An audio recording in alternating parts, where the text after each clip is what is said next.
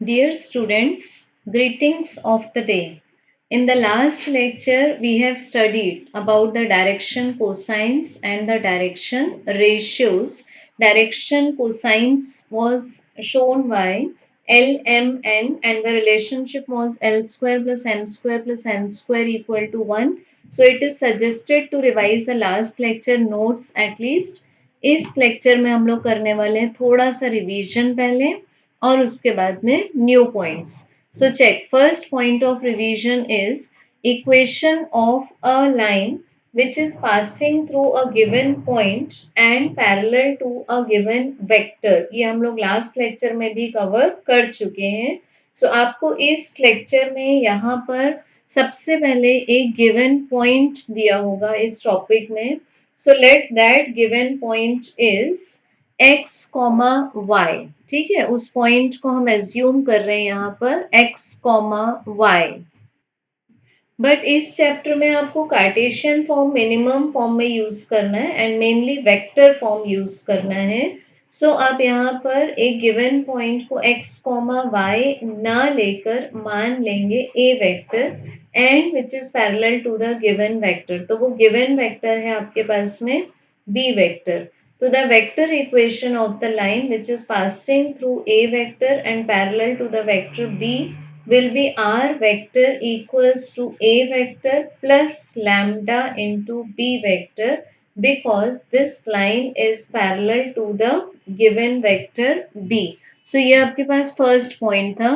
Now check the second point. The Cartesian equation of the line passing through x1, y1, z1 and having direction ratios a, b, c, r. This point is also covered in the last lecture. तो आपके पास इसी line का Cartesian equation होगा x minus x one upon a equal to y minus y one upon b equal to z minus z1 upon c. So इसका proof करेंगे हम लोग. So write the proof. So let's take L be a line which is passing through the point x1, y1, z1 and has direction ratios. इसके D ratios जो आपको given है A, B and C. So आपने इस line पर इस given point को छोड़कर एक और वेरिएबल पॉइंट एज्यूम किया. So how do we denote the variable point? Obviously नाम ही वेरिएबल है तो आप विदाउट सबस्क्रिप्ट्स लेंगे एक point x, y, z which is other than point A. So what will be the direction ratios of the line? आपने last lecture में पढ़े हुए हैं कि direction ratios of a line passing through two points are. So this will be x minus x1, y minus y1, z minus z1. ठीक. But what is given in the question that direction ratios are a, b and c.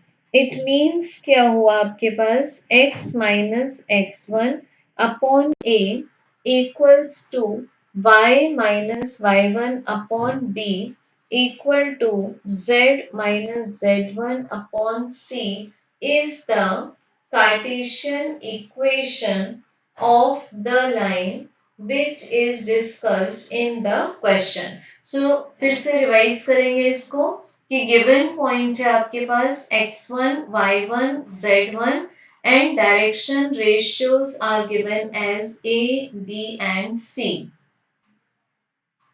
अब इस chapter में theoretical concepts काफी हैं and we can not ignore each and every theoretical statement because they make concepts. So we will be studying them line by line. So check in the remark. If B vector is shown by a1i plus b1j plus c1k 3D में एक vector B vector show किया, then a1, b1, c1 are the direction ratios of the line and conversely आपको direction ratios अगर given होंगे So we can say that B vector equals to A1I plus B1J plus C1K is parallel to the line. Next is the equations जो हम लोगों ने अभी Cartesian equation of the line पढ़ा था. सो अगर हम इस इक्वेशन को इक्वल्स टू लैम्डा लेते हैं, so that is called the symmetric form of Cartesian equations of line where lambda is a constant. Next remark is the equations x equal to x1 plus lambda a, जैसे हम लोगों ने अभी पहले जो 6.1 theorem पढ़ा था, this is according to that theorem and a के parallel थी वो line equals to y1 plus lambda b and z equals to z1 plus lambda c are called the parametric form of the Cartesian equations of the line. Next, if we are taking a variable point on the line other than A, then the coordinates of that variable point will be what we had taken. Variable point में हम subscript नहीं लगाते, तो उसके coordinates लेते हैं x, y, z. So x equals to x1 plus lambda a, y equal to y1 plus lambda b, z equal to z1 plus lambda c. This will be the coordinates of the variable point p. तो बेटा आप ये note करते जाएंगे साथ साथ में. Now, corresponding to each real value of lambda, there is one point on the line. एक point होगा line पर and conversely corresponding to each point on the line, there is unique real value of lambda. It means it clearly shows that lambda possesses a unique real value. There cannot be more than one value of lambda. Now, next remark is whenever we write the equations of the line in symmetric form, इसको हम बोल रहे हैं, ये पूरा मिलाकर हम बोल रहे हैं सिमेट्रिक फॉर्म. तो जब भी हम लाइन की इक्वेशंस को सिमेट्रिक फॉर्म में एज्यूम करेंगे, तो उसमें रेस्ट्रिक्टेड होगा कि the values of A B and C, इसमें से कोई भी वैल्यू जीरो नहीं होगी ए बी या सी में से. The reason is A B and C come in the denominator. So if at least one of them is zero, then we can write the equations of the line in parametric form and not in symmetric form. At least अगर एक भी zero हो गया, suppose b zero हो गया, तो हम line के इक्वेशन को सिमेट्रिक फॉर्म में ना लिखकर पैरामीट्रिक फॉर्म में लिख सकते हैं, जहां ये आपके पास ये जो स्टेटमेंट है, this is the parametric form of the straight line. क्योंकि सपोज एज्यूम करो अब c जीरो हो गया, तो आपको z की वैल्यू z1 मिलेगी बट x एंड y will be as usual.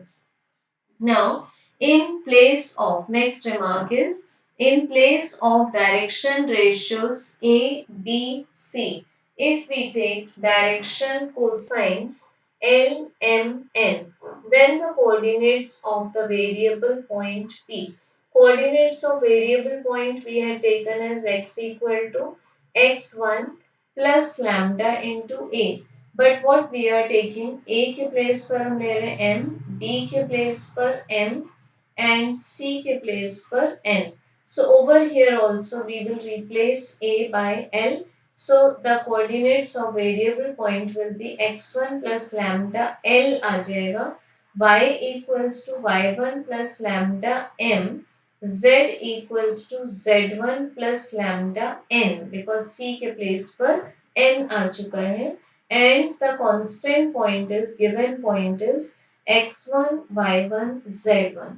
Now by the distance formula, we can find the distance between the points A and P. So we get by coordinate geometry AP square equals to x2 minus x1. So x2 is x1 plus lambda L minus x1.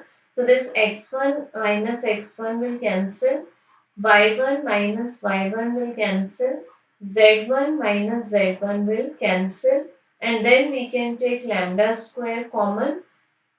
So inside the bracket L square plus M square plus N square, which remains as 1. So we get AP square equals to lambda square, or lambda equals to plus minus AP. ठीक, AP की value आप निकाल सकते हैं. Thus parameter of point on a line give its distance from the base point of the line. Now we can try the symmetric form and the parametric form of the line. अब last lecture में हम लोगों ने एक line का equation पढ़ा था, Cartesian equation which passes through two points. ठीक, बट इस लेक्चर में आप पढ़ेंगे equation of a line which is passing through obviously two given points, but वो टू गिवन पॉइंट्स के आपको पोजीशन वेक्टर्स नोन है. तो सपोज आप ले रहे हैं यहाँ पर एल एक ऐसी लाइन जो कि टू गिवन पॉइंट्स से पास होती है, and those two given points are कि L line A point and B point से पास होती है, तो ये दोनों के पोजीशन वेक्टर्स हमें गिवन है. So let we are taking O as the origin. So A point का पोजीशन वेक्टर है A vector, and B point का पोजीशन वेक्टर है B vector, and P is a point which is other than A and B. So we can take P as the variable point. तो जो भी आप variable point लेते हैं बेटा उसमें आप सबस्क्रिप्ट नहीं लगाते. So we have taken the position vector of this variable point as r vector. So now what can be said just by the observation that a p vector. ठीक है, आप सिर्फ ऑब्जर्वेशन देखेंगे, आपको L का equation निकालना है. तो ए पी वेक्टर, ए से पी तक जाने वाला vector, and A B vector, and A B vector, इनको हम बोल सकते हैं ये कोइंसिडेंट है, बट इसमें इतना पार्ट एक्स्ट्रा है. So we can call it as they are collinear, means they lie along the same line. अब इसमें से आप लैम्डा कांस्टेंट एज्यूम करते हुए लिख सकते हैं A P is some multiple of AB where that multiple is a real number lambda. अब ट्रायंगल लॉ के अकॉर्डिंग आप लिख सकते हैं, यहाँ पर ए पी लिखा तो फर्स्ट हम लेंगे position vector of P minus position vector of A equals to lambda position vector of B minus position vector of A. Now we can put the values. The position vector of P means this is OP vector minus OA vector, because origin के respect में ले रहे हैं. This is lambda OB vector minus OA vector. Now simply we can put their position vectors. तो O P position vector है आपके पास R minus A, this is equal to lambda O B means position vector is B minus A vector.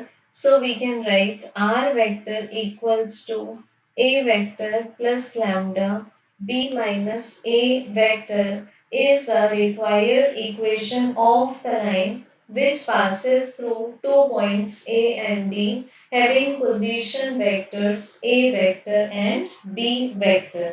ठीक, सो इसको आप एक और form में एक्सप्रेस कर सकते हैं. अल्टरनेट फॉर्म भी हो सकता है आपके पास R माइनस ए वेक्टर. ये देखेंगे आप, इसको आपने शिफ्ट कर दिया, then cross cross B minus A vector equal to 0 vector. We can also write this alternate form. ये कैसे आया चेक करेंगे.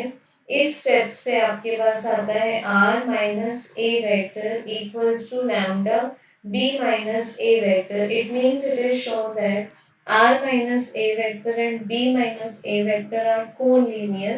Therefore, their cross product will be equal to 0 vector, because a cross b equals to mod of a mod of b sine theta into the unit vector which is perpendicular to both. तो अगर दो vectors आपके पास collinear या parallel हुए, so you can take the value of theta as 0 degree, and then in that case A cross B will be equal to 0 vector. So if two vectors are collinear, then their cross product will be equal to 0. Now next is the Cartesian equation of the line which is passing through two given points. इसको हम लोग last lecture में कर चुके हैं. With proof, so just we will be revising the Cartesian equation of the line passing through two given points A x1 y1 z1 and B x2 y2 z2 will be x minus x1 upon x2 minus x1 equal to y minus y1 upon y2 minus y1 equal to z minus z1 upon z2 minus z1. So this is called as the Cartesian equation of the line where the coordinates or the points of two respective points A and B are given to us. Now check solved example 1. Verify that point having position vector 4i minus 11j plus 2k lies on the given line. तो पहले आप इसका actual format देख लो. The actual format was r vector equals to a vector plus lambda into b vector जहाँ a given point था और r vector b vector के parallel था. तो सबसे पहले आपने r वेक्टर को रिप्लेस कर दिया इस गिवन वेक्टर से, बिकॉज हमको ये प्रूव करना है कि गिवन लाइन पर लाई करता है. So we can write for r vector 4i minus 11j plus 2k. So this is equal to a vector plus lambda into b vector. Now we can utilize the original vectors. So a vector is 6i minus 4j plus 5k plus lambda. B vector given है आपको 2i plus 7j plus 3k और left में हम लोगों ने r की value लिखी 4i minus 11j plus 2k. Intentionally I am not putting caps on I, j and k to save the time. Now we can solve the right hand side to find the common multiples of I, j and k. ठीक है, इसको पहले ठीक कर लेते हैं. So this is 6i. हाँ, अभी हम लोगों ने लिखा 4i minus 11j plus 2k equals to ये दोनों टर्म्स को देखो आप. तो इसमें से अगर आपने i कॉमन ले लिया, so inside the bracket it is 6 plus 2 lambda.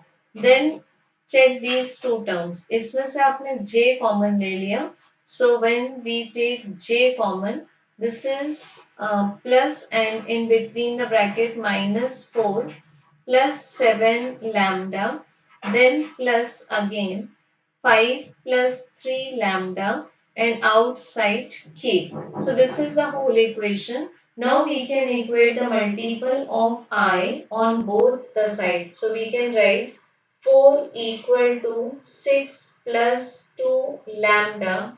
So this is 4 minus 6 equal to 2 lambda. So next step is minus 2 equals to 2 lambda. Hence we get the value of lambda equals to -1. ठीक है, आपको lambda की value मिल जाती है -1. Check कर लेंगे, आप कहीं से भी निकालें, from each of the equation we can find the same value of lambda. So what do we say? That the equation is consistent and the given point lies on the given line. ठीक, क्योंकि अगर equation consistent होगा तभी तो question की बोली हुई condition हम ट्रू प्रूव कर सकते हैं. Now this is solved example 2. Find the vector equation of the line passing through the point having position vector. तो एक लाइन जिस पॉइंट में से पास हो रही है उसका पोजीशन वेक्टर गिवन है, तो कंपैरिजन ले लें, इसको हमने ए वेक्टर माना था and parallel to the vector B होता है. दिस इज बी वेक्टर जिसके वो लाइन पैरेलल होती है. आप वो इक्वेशन और डायग्राम को रिकॉल करें. So what is the vector equation of the required line? This will be equal to A vector plus lambda into B vector, where lambda will be a real number. ठीक है, बस कुछ भी नहीं करना, values डाल दो. R vector equals to A vector is 4i minus j plus 2k plus lambda, and B vector is minus 2i minus j plus k.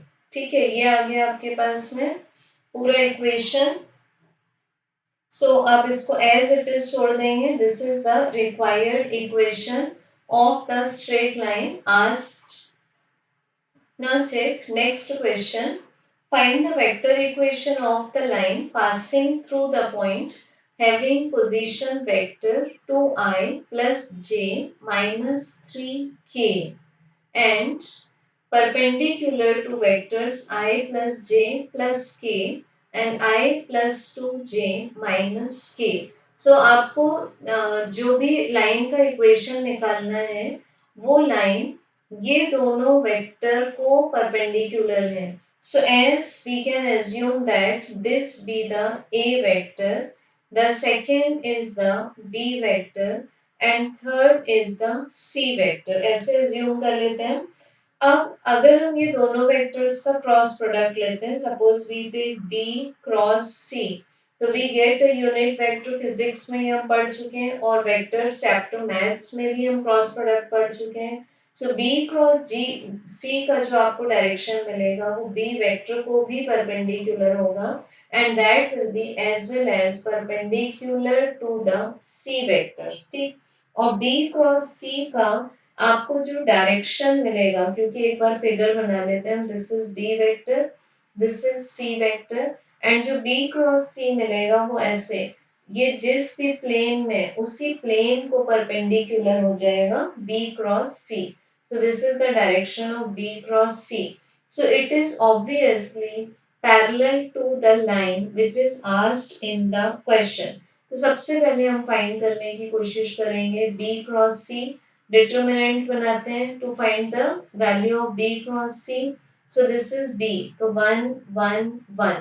सो सबसे पहले रो में आपने लिखा आई जे के, सेकेंड रो में 1 1 1 एंड थर्ड रो में सी के components 1 2 minus 1. So this is 1 2 minus 1. Now try to find the cross product as all of you know the process to find the cross product. So this comes as minus 3i plus 2j plus k. ठीक, तो इसको हम लोगों ने assume कर लिया D vector, where D vector was B vector cross C vector. Now again check the wordings of the question. Find the vector equation of the line which passes through the point having position vector 2i plus j minus 3k and perpendicular to both the vectors. So हम यहाँ बोल सकते हैं and parallel to d vector. So what will be the equation of that line? इसको हम मान लेंगे A vector. So this is equal to A vector plus lambda into D vector. So obviously put the value of A vector, which is 2i plus j minus 3k plus lambda, और D vector की value है minus 3i plus 2j plus k. So this is L vector, which is the required equation of the line. So every time you will be checking the condition कि जो given line है या फिर जो आपको required line है वो line के given points के parallel है कि perpendicular है. Now check in example number 4. Find the vector equation of the line passing through 2i plus j minus k. तो इस पॉइंट से पास हो रही है, तो इस पॉइंट को बोलते हैं आप ए वेक्टर जिसमें से लाइन पास होती है and parallel to the line joining points minus A plus J plus 4k and I plus 2j plus 2k. तो फिर ये दोनों पॉइंट्स को ज्वाइन करने वाली लाइन के पैरेलल है. तो सपोज हम वेक्टर्स को मेंशन करते हैं. Let A vector is 2i plus j minus k. Then second vector इसको मान लेते हैं बी वेक्टर और इसको मान लेते हैं C vector. So B vector is equal to minus I plus J plus 4k. C vector is I plus 2j plus 2k. तो इनके इन दोनों को जब आप ज्वाइन करेंगे तो आपको जो वेक्टर मिलेगा that vector will be C vector minus B vector. ठीक है, तो आपने इसको बोल दिया सपोज बी सी वेक्टर बोल दिया. सो this is in bracket I plus 2j plus 2k minus minus I plus j plus 4k. Now solving this, I plus I will be 2I plus 2j minus j will be plus j plus 2k minus 4k will be minus 2k. So this is the answer for BC vector जिसको हमने मान लिया D vector. अब आपको एक ऐसी line का equation निकालना है जो गिवन पॉइंट से पास होती है. सो उस पॉइंट को हमने लिया था पोजीशन वेक्टर को A vector and D vector के पैरेलल है. So this is lambda into D vector. So just put the value of A vector as well as the D vector. तो A वेक्टर का आपके पास answer है 2i plus J minus K and D vector जो हम लोगों ने find किया है उसका आंसर है 2i plus J minus 2k. Now don't solve in further process. Let it be like this. So this is the equation of the required line. Now in question number 5, find the vector equation of the line passing through two given points. तो अभी हमें यहाँ given points हैं A and B. तो ये भी हम लोग ऑलरेडी कर चुके हैं सॉल्व एग्जाम्पल में. सो इनको इनके पोजीशन वेक्टर्स को हम ले लेंगे. A के पोजीशन वेक्टर को A vector. So this will be I plus 2j plus 3k 3D में and B vector is equal to 2I plus 3j plus 4k. इस तरह की प्रोसेस आप फिजिक्स में भी 11th क्लास में स्केलर्स एंड वेक्टर्स में कर चुके हैं. Now we can find the equation of the line joining two points. So b minus a will be 2i plus 3j plus 4k. सिर्फ ब्रैकेट और साइन का ध्यान रखेंगे. Minus again bracket open i plus 2j plus 3k. So combining I term, 2I minus I is I, plus this is J, plus this is K. So this is the vector equation of the line which joins two given points A and B. ठीक है, ये आपको मिल गया इस line का equation जो दोनों को ज्वाइन करती है. अब आपको लेना है the equation of the line which is passing through the two points.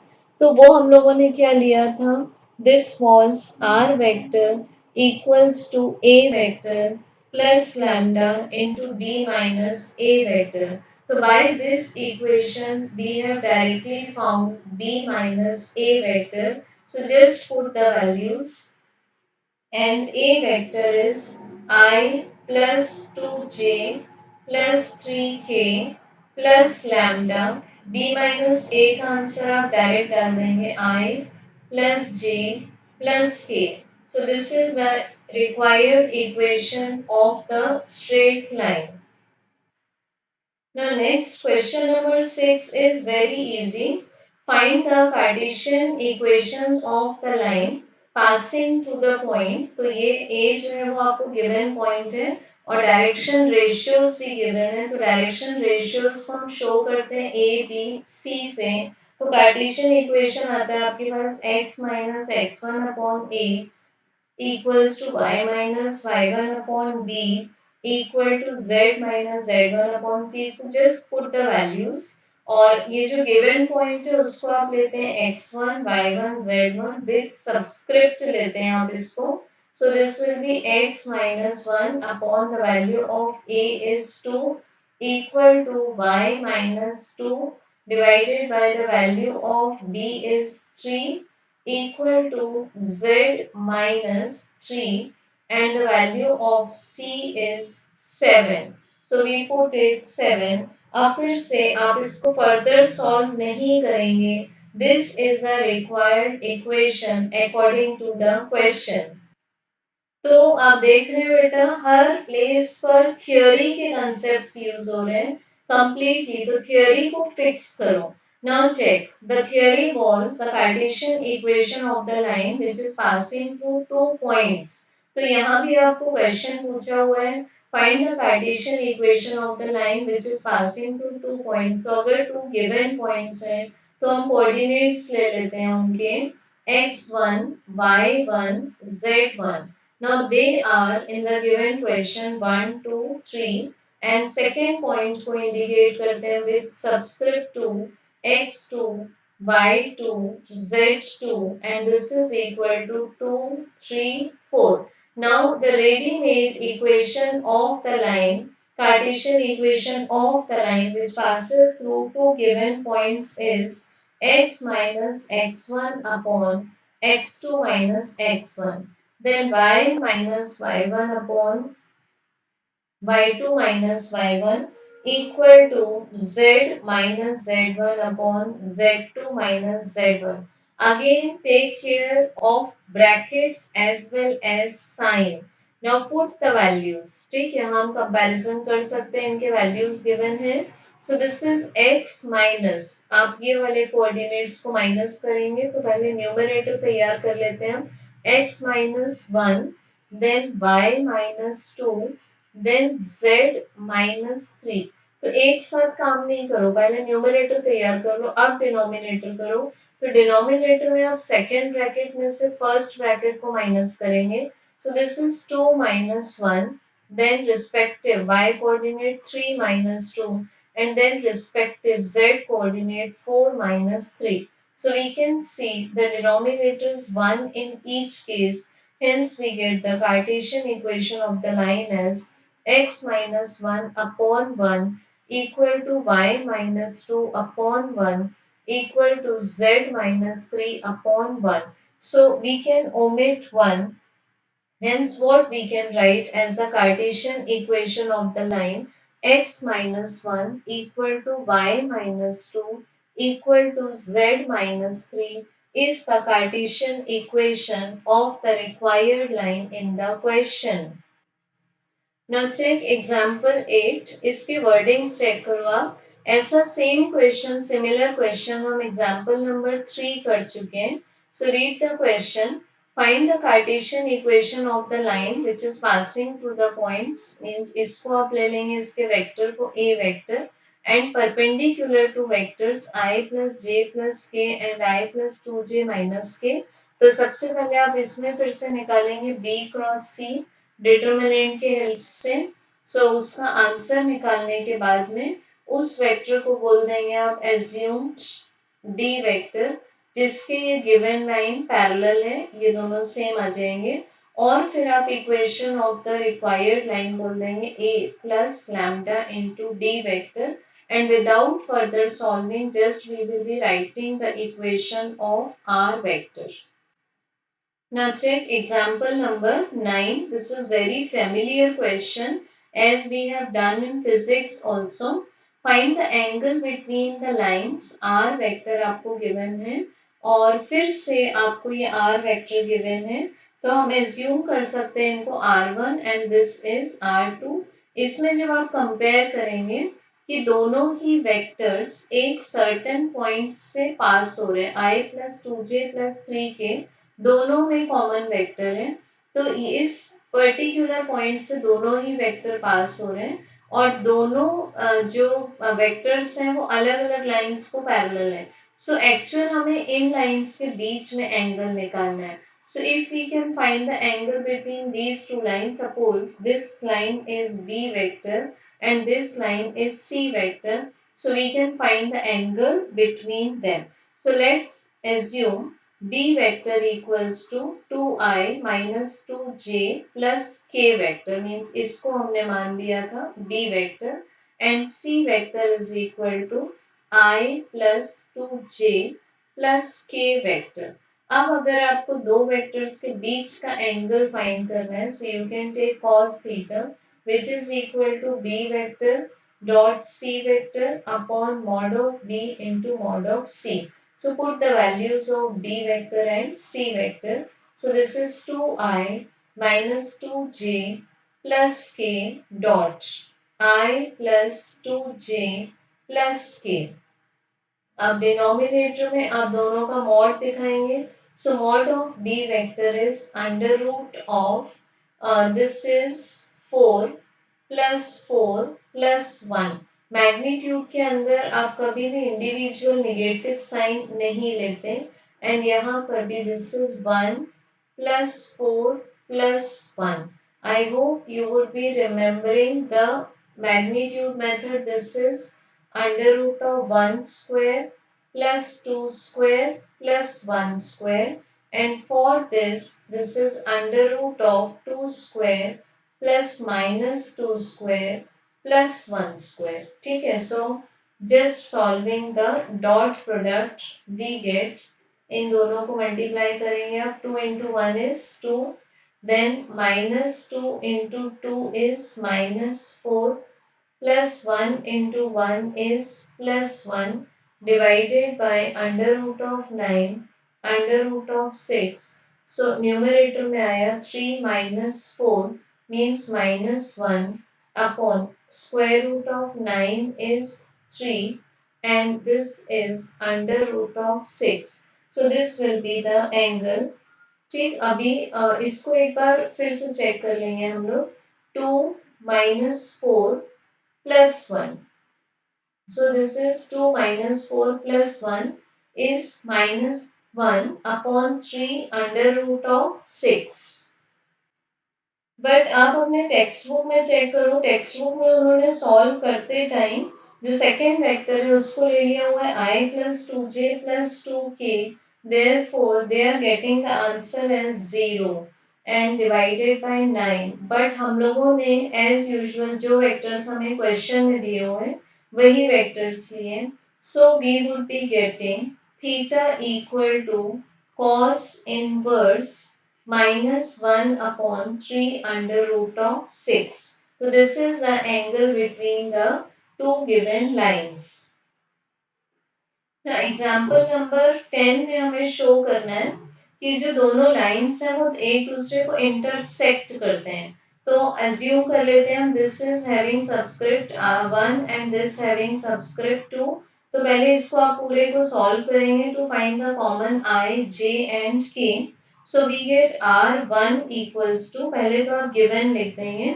So minus I minus 3j plus 4k plus lambda minus 10i minus j plus k. अब हम i को कॉमन लेने की कोशिश करेंगे. So this will be minus 1 minus 10 lambda I. अब j को common लेंगे. So this is plus minus 3 minus, यहाँ से मिल रहा है आपको -3 और यहाँ से मिल रहा है माइनस लैम्डा और बाहर आ जाता है j. लास्ट में चेक करेंगे k कॉमन लेंगे. So this will be plus 4 plus lambda and outside आ जाता है हमारे पास k. So this is equation number 1. Similarly we will be solving for R2. R2 में भी आप I, J, K कॉमन लेंगे. सो R2 वेक्टर को चेक करेंगे. -10 यहाँ प्लस होना चाहिए टेक्स्ट बुक में. So make this correction plus. This is also minus क्योंकि I के सामने माइनस है. तो -10 माइनस म्यू एंड बाहर आ जाता है I, and similarly plus -1 minus 3 mu j plus 1 plus 4 mu k. This is equation number 2. अब ये दोनों लाइंस इंटरसेक्ट होंगे अगर किसी एक पॉइंट पर आपको कॉमन पॉइंट मिल जाता है.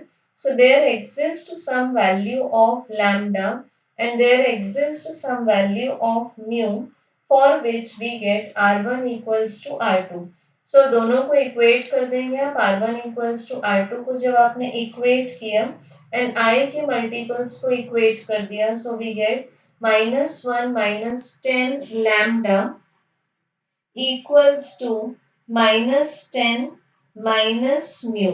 Then for equating the multiples of y, we get -3 minus lambda equals to -1 -3 mu. And 4 plus lambda, k के कोएफिशिएंट को हम लोगों ने इक्वेट किया, सो 4 प्लस लैम्डा इक्वल्स टू मिलता है आपको 1 प्लस 4 म्यू।